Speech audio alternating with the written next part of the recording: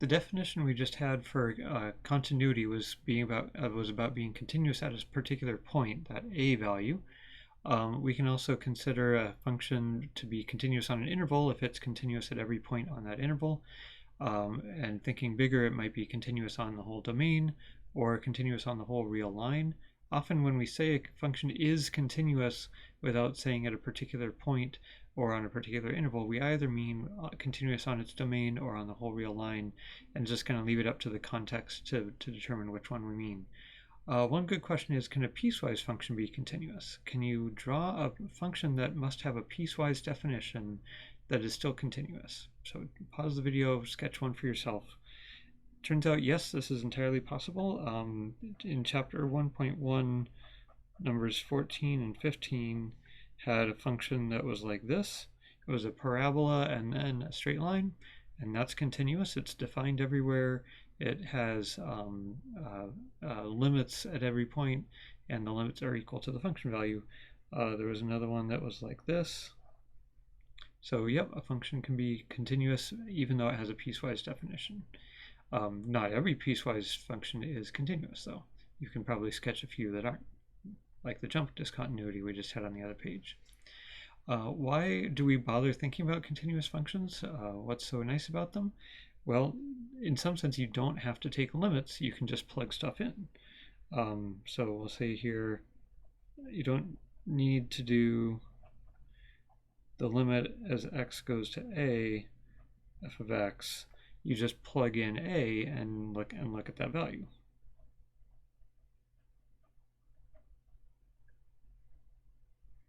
So that's true whether we're looking at is the function continuous at a particular point, or if it's continuous on its whole domain or all real numbers, then you can just do that for any value, right? So it makes life easier if a function is continuous, then I don't have to think about the limit in particular. I can just plug in a value.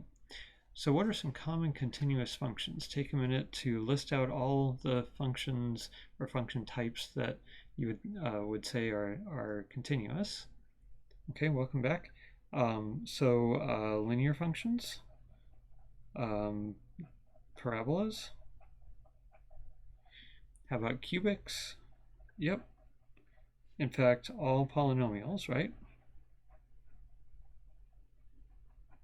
And here again, I mean continuous on their domain, or on all real numbers. What other functions are continuous? How about absolute value of x? It's got a sharp point to it, but it doesn't have a discontinuity. How about sine and cosine? Yep, those are continuous, but not tangent. It's got vertical asymptotes.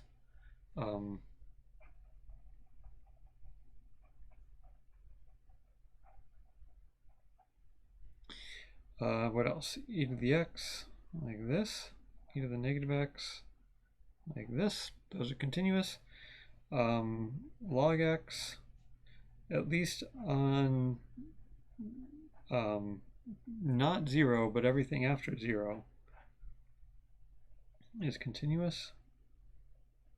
So lots of our favorite functions are continuous.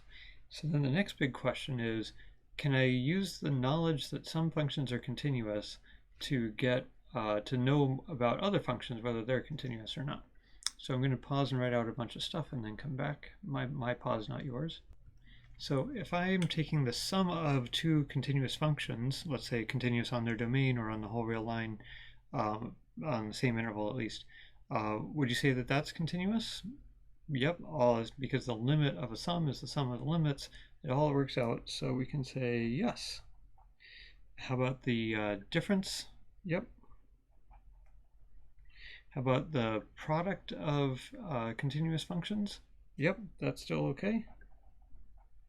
How about the quotient of continuous functions? Is that still continuous? What do you have to watch out for, you think? Divide by 0, right? So we can say for quotient, yes, unless divide by 0.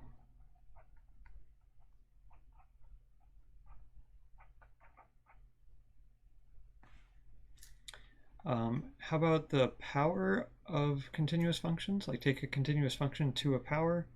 or a root, a square root, cube root, or a continuous function of a continuous functions. And for these three, the answer is often yes, but not always. There's some technical conditions.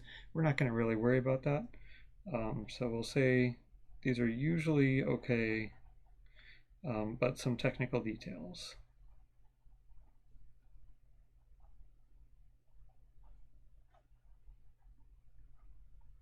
So you can read more about those in the book. The main point here is that if I have continuous functions and I'm combining them in most reasonable ways, then the resulting function will be continuous. What are some dangers to watch out for when thinking about, is this function continuous? Well, holes would be a big one. Vertical asymptotes, those infinite discontinuities. Divide by zero is a big one. Log of zero or log of a negative. Not just natural log, but any log. And square roots of negative numbers are going to cause trouble.